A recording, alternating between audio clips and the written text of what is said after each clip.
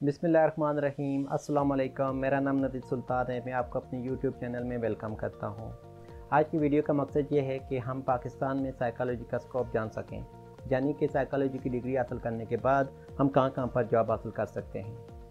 इससे पहले हमें ये जानने की कोशिश करेंगे कि पाकिस्तान में अदारे कितने होते हैं या किस तरह के होते हैं, उनको किस प्रोफाइल के साइकोलॉजिस्ट की ज़रूरत होती है। तो पाकिस्तान में दो तरह के अदारे होते हैं, एक गवर्नमेंट के होते हैं, दूसरा नॉन गवर्नमेंट के होते हैं। अगर हम गवर्नमेंट के अदारों की बात करें तो वहाँ पर फिर दो तरह के अदारे सामने आते हैं। एक वो अदारे जो डिफेंस के अंदर होते हैं, एक वो अदारे जो सिविलियन गवर्नमेंट के अंदर होते हैं। पहले हम सिविलियन गवर्नमेंट के अदारों की बात करते हैं।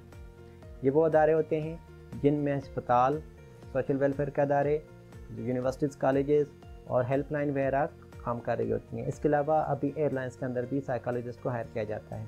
और वो अदारे जो हमें हायर करके इन अदारों को देते हैं, जैसा कि फेडरल पब्लिक सर्विस कमीशन, वहाँ पर भी साइकोलॉजिस्ट को हायर किया जाता है।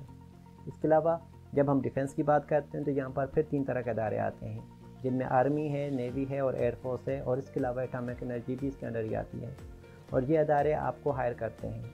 हर अदारे में मुख्तलिफ़ किस्म का साइकोलॉजिस्ट रखा जाता है जो मुख्तलिफ़ सलाहियतों का हामिल होता है। और इनको हायर करने के लिए कुछ अदारे होते हैं जिनको हम इंडक्शन सर्विस कमीशन बोलते हैं या सिलेक्शन सर्विस कमीशन बोलते हैं। जैसा कि आर्मी के लिए अगर आपने जाना है तो वहाँ पर आपको इंटर सर्विस सिलेक्शन बोर्ड के थ्रू होकर जाना पड़ता है। सिविलियन गवर्नमेंट के लिए आपने फेडरल पब्लिक सर्विस कमीशन के थ्रू जाना पड़ता है। NTSP आपको हायर करता है और बाद औक़ात हमसे डायरेक्ट टेस्ट भी लिए जाते हैं। अगर आपने किसी यूनिवर्सिटी वगैरह के लिए अप्लाई किया तो वहाँ पर हमें डेमो वगैरह देने पड़ते हैं या इंटरव्यूज़ लिए जाते हैं। इसके अलावा हम जब सूबाई सतह पे बात करते हैं तो PMS हमें हायर करके उनको देता है। अगर हम बात करें नॉन गवर्नमेंट अदारों की तो ये भी एक बहुत बड़ी फील्ड है। यहाँ पर भी बहुत ज़्यादा साइकोलॉजिस्ट काम करते हैं। आप इनको आम हालात में हम NGOs बोलते हैं या ट्रस्ट या सोसाइटीज़ भी कहते हैं। इनमें इंस्टीट्यूट्स होते हैं, एजुकेशनल इंस्टीट्यूट्स होते हैं, फिर उसके बाद स्पेशल एजुकेशन सर्विसेज भी होती हैं, इमरजेंसी एड्स भी होती हैं, मेंटल रिहेबिलिटेशन भी होती हैं, और उसके अलावा वॉलंटियरली भी हायर किए जाते हैं। इसके अलावा पाकिस्तान में अभी रिसर्च फर्म्स भी हैं और वो भी हायर करती हैं साइकोलॉजिस्ट को। बैंक्स वगैरह के अंदर भी साइकोलॉजिस्ट को हायर किया जाता है, और हमारी हेल्पलाइंस भी होती हैं जहाँ पर हम सर्विस प्रोवाइड कर सकते हैं। इसके अलावा हम देखते हैं कि किस अदारे में साइकोलॉजिस्ट की तादाद क्या है और कौन से साइकोलॉजिस्ट की तादाद ज़्यादा होती है। तो सबसे ज़्यादा इस वक्त पाकिस्तान में अस्पतालों के अंदर साइकोलॉजिस्ट हैं। आपने देखा होगा कि हर डिस्ट्रिक्ट के अंदर अस्पताल होती है जिसको हम डिस्ट्रिक्ट हेडक्वार्टर अस्पताल बोलते हैं। वहाँ पर एक मेल और एक फ़ीमेल को अमूमन रखा जाता है।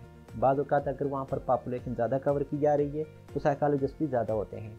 उसके अलावा यूनिवर्सिटीज़ और कॉलेजेस के अंदर होते हैं जहाँ से हम खुद पढ़ के आए होते हैं। NGOs के अंदर भी बहुत ज़्यादा साइकोलॉजिस्ट होते हैं। और यहाँ पर आपका स्कोप सिर्फ एक क्लिनिकल का ही नहीं, आपको एज अ काउंसलर भी रखा जाता है। प्राइवेट प्रैक्टिस भी की जाती है। अब कोई पूछे कि प्राइवेट प्रैक्टिस के लिए हमें क्लिनिकल साइकोलॉजी का डिप्लोमा ही ज़रूरी होता है, तो इसके लिए आपकी सर्विसेज की नौइयत को देखा जाता है कि आप कौन सी सर्विस प्रोवाइड कर रहे हो। क्या आप ट्रेनिंग दे रहे हो, क्या आप टेस्टिंग दे रहे हो, क्या आप किसी के लिए हायरिंग कर रहे हो, क्या आप क्लाइंट देख रहे हो। आप क्लाइंट भी किस तरह के देख रहे हो, क्या आप किसी साइकियाट्रिस्ट के साथ सपोर्ट कर रहे हो या आप अपने इंडिविजुअली क्लाइंट देखना चाह रहे हो। तो ये आपकी उस नौइयत पे डिपेंड करता है आप प्रैक्टिस प्राइवेट जब आप स्टार्ट करते हो। इसके अलावा पुलिस है, प्रिजन डिपार्टमेंट है या फिर फोर्सेस हैं, वहाँ पर साइकोलॉजिस्ट की तादाद बहुत कम होती है। इसलिए हमें ये करना होता है कि हम अपनी प्रोफाइल को उस तरह से बनाएं और अपने स्किल्स को उस तरह से इम्प्रूव करें। मिसाल के तौर पर आपने किसी यूनिवर्सिटी में पढ़ाना है तो आपके अंदर उस तरह के स्किल्स आने चाहिए कि आप अपना डिलीवर कर सकते हो नॉलेज। आपके पास पब्लिकेशंस होनी चाहिए, आपके अंदर बोलने की सलाहियत होनी चाहिए। अगर आपने हॉस्पिटल के अंदर जॉब्स करनी है तो वहाँ पर आपके लिए उस तरह की स्किल्स होनी चाहिए। आपके पास क्लाइंट डील करने की स्किल्स होनी चाहिए। और फिर आपकी एजुकेशनल रिक्वायरमेंट भी उसके साथ साथ बदलती रहती है। मिसाल के तौर पर आपने अस्पताल में जॉब करनी है तो वहाँ पर आपको साइकोलॉजी के क्लिनिकल साइकोलॉजी के डिप्लोमे की ज़रूरत होती है। हम यहाँ पर बात करते हैं कि हम साइकोलॉजिस्ट की जॉब्स कहाँ कहाँ से सर्च कर सकते हैं। तो इसके लिए कुछ वेबसाइट्स में यहाँ पर मेंशन कर देता हूँ। फेडरल पब्लिक सर्विस कमीशन है, KPPSC है, इसी तरह से पंजाब और सिंध की और AJK की भी पब्लिक सर्विस कमीशंस हैं। VisuLearning.com एक वेबसाइट है, यहाँ पर भी आप सर्च करते रहा करो।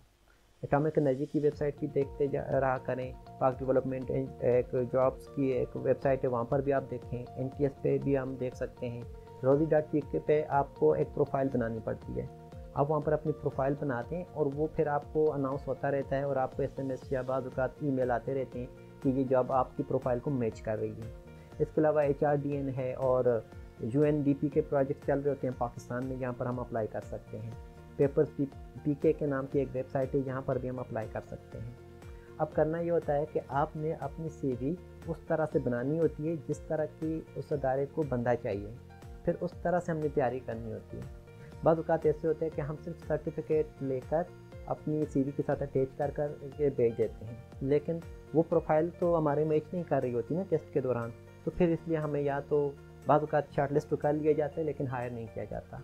इसलिए हमें मल्टीपल स्किल्स को लेना चाहिए। साइकोलॉजी एक बहुत बड़ी फील्ड है और जितना ज़्यादा हम इस पर मेहनत करेंगे उतनी ज़्यादा ये ग्रो करेगी। मेरे YouTube चैनल को सब्सक्राइब कीजिएगा। अल्लाह हाफ़िज़।